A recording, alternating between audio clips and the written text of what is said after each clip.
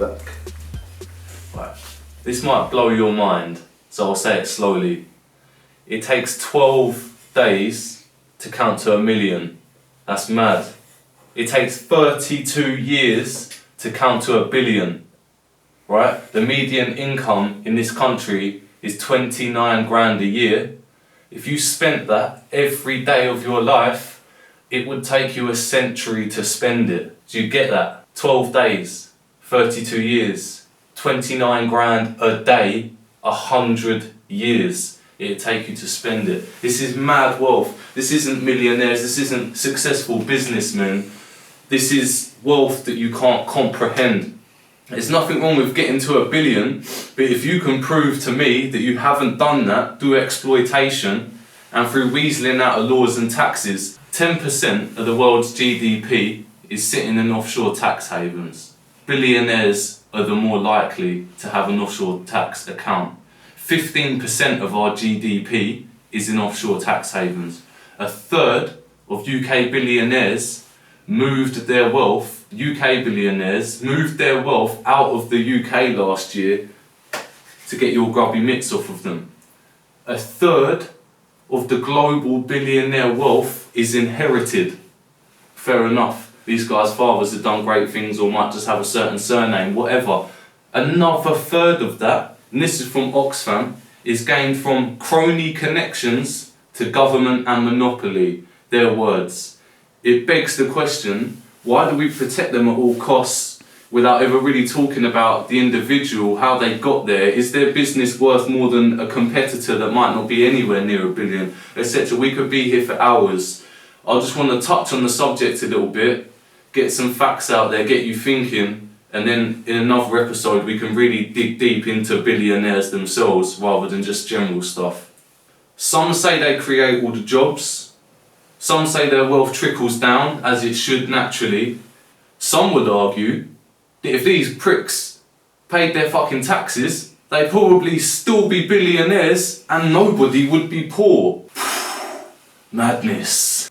Jeff Bezos is probably the one everyone talks about most. It's kind of obvious that a lot of it came through exploitation, etc. Right, Jeff Bezos could give every member of his staff at Amazon, just think how many people work for Amazon now across the globe. He could give every single one of them £250,000 and still be a billionaire. The richest man in the world would still be in the top 1% of the entire planet if he gave every member of staff £250,000. He'd still have more money and assets than anyone could dream of spending, but his staff would be better, more productive, and there'd be people queuing to work there. But we live in a world where we excuse the sweatshops because the air bubble is really quite revolutionary. We excuse workers dying of exhaustion because we got those picture frames we ordered last night, this morning. First thing in the morning. It doesn't matter that a woman gave birth in the work toilets at a Sports Direct factory, cut the umbilical cord with a box cutter and went back to work after handing the baby over in fear of losing that job. Should she do that because we owe Mike Ashley for Sports Direct?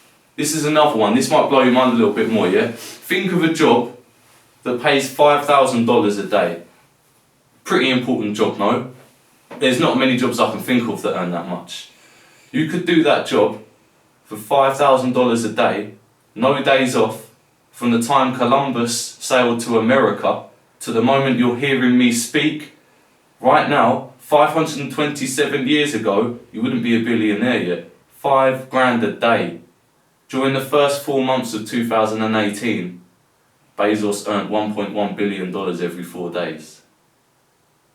It's crazy. We can't fathom the numbers. Something that kind of puts the markets into context and how economies have caused this. A lot of people will argue these are only people using the system that's in place to get as rich as possible. But some people did a study, and if gold had remained the standard, not that I'm recommending gold remain the standard, but if it had, Rockefeller would be the only billionaire to ever have existed. Does that put the value of these people compared to their idea, where their business is now? Does that put it sort of into context? You can have a successful business, sell that for 500 million, and that business could change the world. But you chose not to exploit. These people choose to exploit, and that's where the insane wealth comes from. It's hard to talk about without getting annoyed, because I just don't think people comprehend the suffering that thousands of individuals have gone through for a convenience that you wouldn't have noticed didn't exist if it didn't. If Amazon took 2-3 days to deliver, you're not gonna order anything. You're just gonna, no Christmas this year, kids, because Amazon takes a few days to deliver and that. Like, it's madness, bruv. Like, it's crazy. When you talk about the wrongdoing in the world, the sort of paedophile villains, the caricatures that we paint, they're not a big chunk of the world's population, and to kind of have so much wrongdoing in such a small group of people, and then to have them so sort of vigilantly protected by the media, is just insane. Do you know what I mean? There's people out there that think we should abolish the welfare system, and you don't think we should do something to combat unethical billionaires? Like, do you understand how little stopping some guy on £180 a month, like, that ain't gonna change the economy, bro. That ain't gonna improve anybody's lives, innit? The people that are exploiting us have too much to spend in a lifetime. They could have given up the exploitation when they made their first 10 billion, but they decided to up the ante.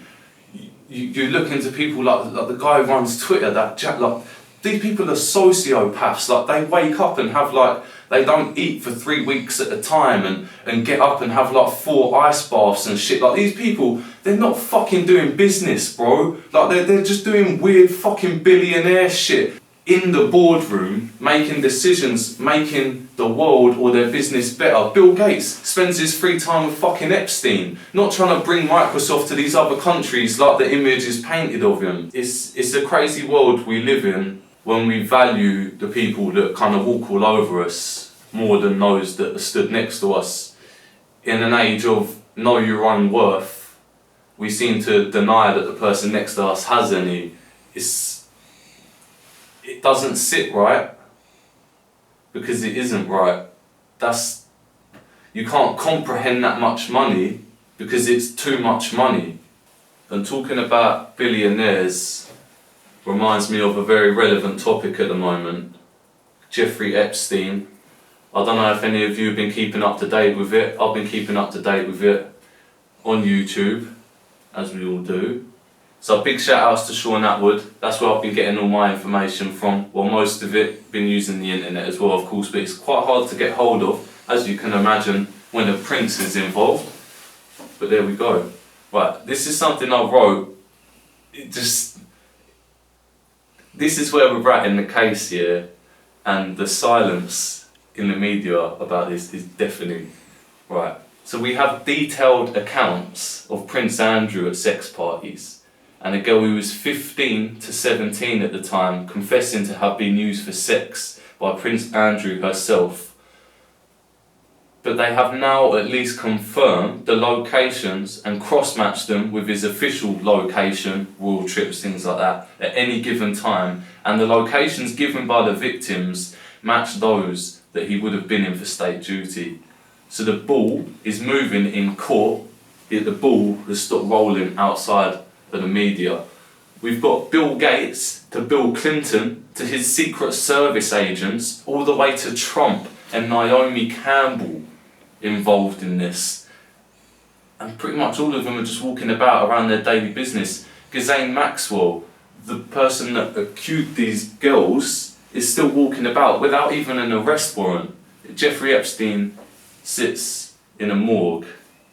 It's all a bit confusing. Right, on Saturday night, the 16th of November, Prince Andrew's going to have an interview on BBC at about 9 o'clock. I'll bet you a tenner they don't mention anything that we're going to talk about. Let me just read you a transcript from ABC presenter Amy Robach going off about this particular case. I've had the story for 3 years, she said. I've had this interview with Virginia Roberts, the Epstein victim. We would not put it on the air. First of all, I was told, who's Jeffrey Epstein? No one knows who that is. This is a stupid story. They all knew. He was already kind of fairly famous for previous rape cases and stuff like that. I'd seen him on American news before, and we live in the UK, so the ABC knew exactly who he was. The palace found out that Amy Robach had these allegations and threatened us a million different ways, her words. We were so afraid we wouldn't be able to interview Kate and Will that we quashed the story. And then Alan Dershowitz was also implicated because of the planes. She, Virginia Roberts, told me everything. She had pictures, she had everything. She was in hiding for 12 years. We convinced her to come out. We convinced her to talk to us. It was unbelievable what we had. We had Clinton, we had everything. I tried for 3 years to get it on, to no avail, and now it's all coming out, and it's like these new revelations that I freaking had. All of it, I'm so pissed right now. Like, every day I get more and more pissed because I'm like, oh my God, what we had was unreal. Other females backing it up. Brad Edwards, the attorney, saying there will come a day when we realise Jeffrey Epstein is the biggest paedophile this country has ever known, and we had it all 3 years ago. Pressure from the palace, a million different threats, and a refusal by anyone to act on what ABC had, because they'd miss out on a Kate and William interview. Let me just put that into context here. Tens of thousands of girls could have been involved in this ring over the last 10, 20, 30 years with the richest and the most elite in the world. And pressure from the palace about an interview got this buried for 3 years. Does that not make you think about what else they'd bury for things a little bit more serious than missing out on an interview? We've got Alex Jones talking of spying on death cults. We've got the royal family threatening news stations over pedo rings. Thousands of indigenous women going missing around the world. Children in battle-worn parts of the world disappearing in their millions. Rich people buying young people's blood to remain healthy. China harvesting the organs of its Muslim population. It bugs me out that there isn't a big investigation into all of these things that all remain 1 degree away from another. We just heard the whole thing with white helmets at the moment, the UN peacekeepers, and accusations of people being wounded in the battlefield, having a leg shot and coming back with no organs. This happens all across the world. According to the CIA and FBI, child trafficking has overtaken drugs as the main criminal trade in the world, and the media don't want to talk about it because they'll miss out on an interview. Do you know why it might not scare you like it scares me? You believe that these deep state bodies, your MI6s, your FBIs, you believe that they would do anything to protect you, never anything to hurt you. You see that they protect us at all costs. You see these huge entities much like you would an individual soldier or fireman. Sort of the honour, the pride, the getting up just to save our lives. These entities as a whole could not be further from the individual soldier or person working for them. They continue to rape and groom young girls as we speak, more impoverished and vulnerable as time goes on. Epstein often spoke of how the foreign ones were the easiest to get along with because of the language barriers. But the news we receive is more akin to e-news than an information service. Maybe the conversation could start about getting some news services under public control, like Channel 4. And as we were on the topic of me sort of getting information from other YouTube journalists, I've got to shout out the Exposer as well for his work that he's doing on SPAC Nation. I don't know if you've heard about this, but essentially 2-3 years ago, almost a viral sensation hit of this new church in Croydon that sort of using trap lingo and things like that to entice youngsters, people that have been on the road, people that have just come out of jail, to sort of get them into this church, talk about changing their lives, using religion to help grow the community, I guess. Well, it kind of turned out it was more like a pyramid scheme than a church. So as a youngster, you'd get approached by one of the leaders and they talk to you about the importance of sowing seed. Right, so sowing seed in terms of philosophical terms is sort of investing in your own future as a person. You sow in the seeds. You sow the seeds now, you go back to them, there'll be a plant with fruit to pick. But their idea is that as a youngster, you should take out loans, work, and give all your money to SPAC Nation as sowing your seed. So they like to use religion big time when they do their periscopes and things like that, which is how they interact with the general public. They're always twisting God's word to turn it into some sort of financial myth. It's incredible that they got this far, to be honest. But I'm just going to rattle off a couple of things about Pastor Tobi, the leader, as he seems to think he's a bit of an untouchable religious leader at the moment. And I've got quite an interesting statement from them following the investigations. He's actually the cousin of Star Wars actor John Boyega. That shocked me. That was enough. I could have just left it there. He was present. This is a bit of context for what he says in a minute. But he was present at the Tory conference and has been invited into 10 Downing Street a number of times. This is a quote from one of his Periscope videos where he ties in the word of God to money. This is what he's sending out to youngsters, kids, You're going to be in debt anyway. We have billions of people in debt. How many of them do you think are in debt because of giving? That to a youngster, if you tell them it's either debt to the man or you can sow seed with me and I'll improve your life, what are you going to choose? If you've just come out of jail and you're trying to get away from it, and these guys are offering you a place to live and motivating you to earn money, but motivating you to earn money for them, not yourself, you're going to be sucked in so quickly. And using the word of God is what makes it so criminal in my eyes, because communities that have religious parents are going to find it harder to say no to someone like a pastor, an evangelist or whatever they're called in it. They're men of authority in certain communities, in most communities in the world, innit, depending on what religion it is. This is something else he said about the black community he's hoping to raise up. The black community is retarded, it is full of retards. And he used that to justify why he asks for money of kids. There's also new reports that he works very closely with parts of the government and police. TK Mad Max, I don't know if you've seen him, go watch his video on Boiler Room with Al Hannon Poet. But TK reckons everybody who's left SPAC so far to go back on road is sitting in a jail cell right now. That's not sparing one person. It would not shock me to see the Tories investing in more suffering and financial control over the working class, especially the black community. That's a 3-pointer for them. Here's another, I don't even know the word to explain it yet. Female students handing all of their student finance over, all of it, not leaving a penny.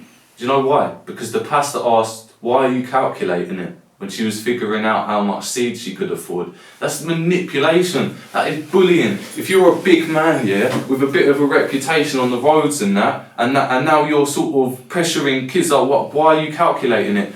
You've got to remember, when you're that age, when someone older to you says something, you don't really get it. You're always trying to work out what it could mean to them, innit? And these people will feel pressured to impress these people with money, with the clothes, the garments and everything like that, the cars, which are all rentals, by the way. They have phone recordings of pastors talking to young people, breaking down these business accounts. So when they come out and deny it, you've got to believe the kids that have got their receipts in it, like that. The mums that have come out and talked about it. Do you know, the evidence is there. They're only going to keep running away because the few people that aren't seeing all this evidence and think they're going to keep giving money, and then the day that the police knock on the door, like, this guy will be in another continent.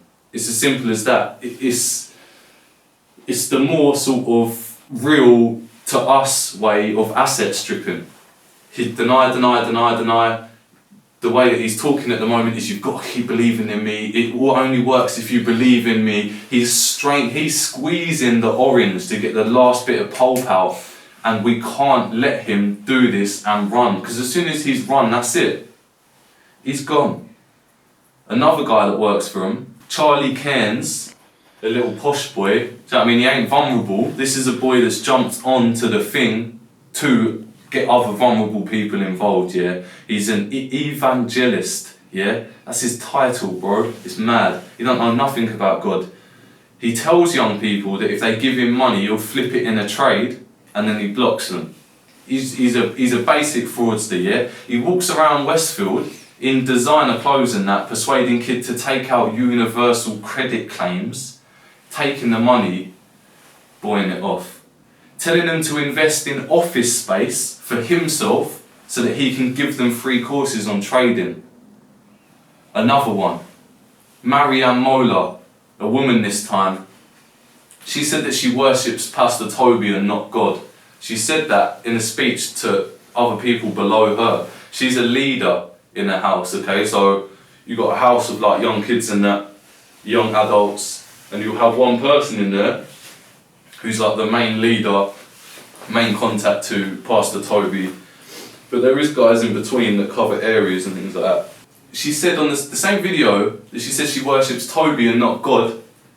She said she only loves her children sometimes and only values relationships around motives. She's a sociopath, man. She's nuts. She's saying that she doesn't even love her kids on the thing, and then she goes, oh wait, I love them sometimes, like that. She has been sucked in by Pastor Tobi so much that she values him over God.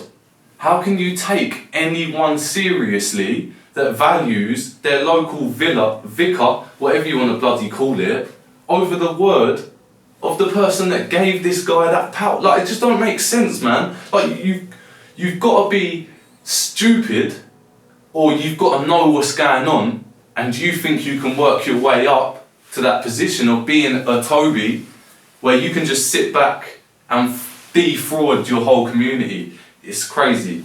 We'll go on to the next pastor. Pastor Kevin. There's a video of him bullying a couple young boys in his trap house, as they call it. He's calling there's a white boy in the video, he just calls him Slim Shady the whole way through. He encourages the two boys that he's bullying to treat their youngers the same, with contempt and control. He's trying to persuade them to sort of play each other off, sort of tell different stories and that's to get the other one in trouble. He's testing them in a way that it just isn't religious, it isn't righteous. You can't just take two kids away from their mothers and like set them up against each other and that. And he threatened to call, honestly, you should have seen it. They were laughing, as you do when you're 16, 17, you're only smiling because you don't want it to look like you're under pressure, innit? You should see, the minute that he says he's going to ring Pastor Tobi and tell him that they've been smoking weed, bro, the faces on these kids look like they were scared, bro. Like they were holding back the tears just from the threat of telling some guy that they'd made a mistake. Like where's the fear coming from? They're not scared to leave their homes, they're not scared to leave their mothers, they're not scared to go on the roads, come in and out of jail, but they're scared of this Tobi guy, innit? They're scared of a pastor. That's wrong in every single way. This is like going back 400 or 500 years with Christianity, not taking it into the future. This Pastor Kevin, who the same guy that's bullying these two in the video, he took 30 grand from SPAC Nation. He didn't steal it. They made everyone raise that 30 grand by sowing seed to start a chauffeur company, but it never existed. They made an Instagram page, They got a couple of people to stunt in it, in cars, a couple of celebs that they'd had involved with other things. They kind of tricked them into getting pictures in cars to make it look like they were chauffeuring them. The business never existed, it was never registered. So Tobi would have taken this money off of kids to give to a known gang member to flip. Like, I've got nothing against gangs and that, innit, like needs must, but this is a guy who's coming off of the roads to start a new life. This is the selling point that he sells to kids. I went down the wrong path. I've had a chance from Tobi. He's given me this chance. Now you need to help me help you. He raised 30 grand off of these young kids and it's gone missing. These guys aren't turning legit. Pastor Tobi is funding the roads. He's even said himself that he prefers the guys that have got reputation because it's easy to put them back out into the world and flip the seed money. Do you understand? He's getting people out of jail. He's giving them the nice, like, yeah, you play along with this thing. I'll give you money from these kids and I'm just funding your career, innit? Your dealing career. They could go to prison, Tobi can't. Tobi sits there laughing. This guy is trying to puff daddy the criminal world of London and painting it as religion. And there's still people online sucking it all up. There's someone I know called Lily, and I won't put her out, I don't know if she wants to be involved in it. She does a lot of really good things for kids in London. And I saw her getting attacked by tens of people about this just for calling out one pastor for abusing a child and getting him to take a loan out. This is mad. People will stick up for anything if they're told that it's because they see the wealth thing. Oh, Pastor Tobi, no, but he creates jobs. He creates wealth. It's bullshit, bro. People that create jobs and create wealth do not have to trick you into believing that they create jobs or create wealth. They do it. It's done. You saw it before you had to ask them. They know that you know. They don't need to tell you. Someone that comes into the room and keeps letting everybody know has got less to protect. Because they want everybody to know, because that might give them a chance to create something they didn't have. Someone that's already got it doesn't need to tell you. He'll wait for you to, if you got a good offer, he'll listen to you, innit? But he's not offering himself to you. He doesn't need you. Pastor Tobi needs you to give him your money. If you didn't give him your money, he would not succeed. So why doesn't he give you his money and make you succeed? You've got to see this. You can't be tricked. Easy thing to say, you can't be tricked. You can't believe a man in a suit. Well, who do you believe then? You've got to believe yourself. You've got to talk to your parents about stuff like this. It is not mad to ask your mum why some 40, 50-year-old man wants you to move into his house so that you can start paying him rent. Like, bro, it hurts me to think the amount of kids now that are in this situation. And like, you could have just said something, innit? Like, if these guys are threatening you, this shit, if this is what it is, if this is really just a glorified gang thing, it will get taken down in seconds, bro. Like, snitching, you're not snitching on somebody that's trying to wreck your own community, innit? If I told someone that Boris Johnson lied, I wouldn't be snitching. Snitching on who? Snitching on the establishment itself. You can't do that. Pastor Tobi is close with the Tories. He's been in number 10. He's had meetings whilst everybody knows the fuckeries that have been going on. This guy is a fucking danger, man. But to be real with you, because people will see this now, and when Pastor Tobi goes to prison, there's a template now, innit? That's what I think is scary. There's a template for this sort of thing, and if somebody can exploit it in a way that really does have a bulletproof sort of defence around it, then the exploitation is just going to carry on. We need to get rid of this sort of idea of a saviour, like the London community, the poor working class community around the country doesn't need Pastor Tobi, a guy that's cosy with the government, that's taken everything away from us. We don't need to give him stuff, more stuff, so that he can then give us more stuff. it don't make sense to me, it don't make sense right now, because it don't make sense at all. This is a guy who's got ties to the government, who's trying to take your money so he can improve your community. Vote the fucking government out. Get these guys away from the community. You don't need those guys to help you go and get an education. You don't need these guys to persuade you to spend the time to drop some knowledge on some youngsters and that. Like, it's little things like that, innit? Like, we've got to use this SPAC Nation thing and reverse it, because it's done a lot of damage. We can't just get rid of Tobi and leave it there, because this is deep, and I'm scared that it's made so much money for a few people that they're not going to go down without a fight. And the only people that are going to miss out are these kids that are in these houses. And they're vulnerable, man. I don't care how bad you are, whatever. If you're vulnerable enough to get sucked into this, then, not in a diggy way, but like, then you do need help, innit? Because these people have a power over the way you think. And if most people are getting sucked into that, then we've got a responsibility to stop it. But once again, I've got to big up the exposer, because he's doing a lot of work on this SPAC Nation stuff, and without him, I'm afraid there wouldn't be a lot of it going on. But let me just, before I leave you, let me just read you the public statement from SPAC Nation, because it's important that I'll give that context.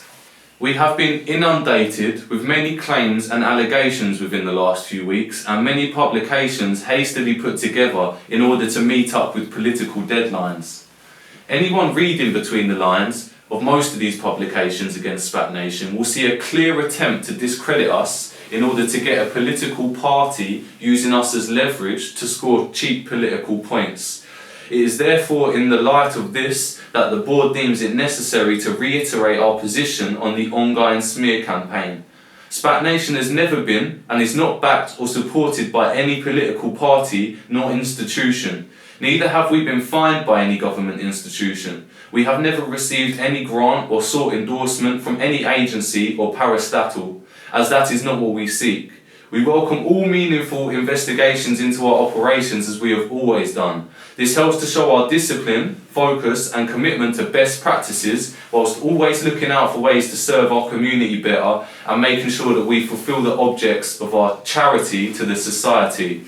We will not condone anyone, including any leader, doing wrong things in our midst. Anyone known to be doing such will be held accountable, as we have appropriate procedures for handling complaints and disciplinary matters. This smear campaign will help us become better and grow stronger into the formidable organisation that we have become through the hard work and selflessness of the leadership over the years. Our commitment to see a positive change in our community that has been applauded by many reputable organisations and media houses remains the same. All inquiries should be directed towards our website, where most info about our community engagement agenda is available. Thanks, Management Board. This guy actually thinks it's just Labour trying to score points. This guy actually doesn't see what he's doing is wrong. Does he think the problem that people have with him is just that he's a Conservative? Or is it that no one's doing anything about a guy that also happens to be close to the government? I'm going to leave this one here, and we're going to get back to SPAC Nation in the future when we've got more and things are a little bit clearer.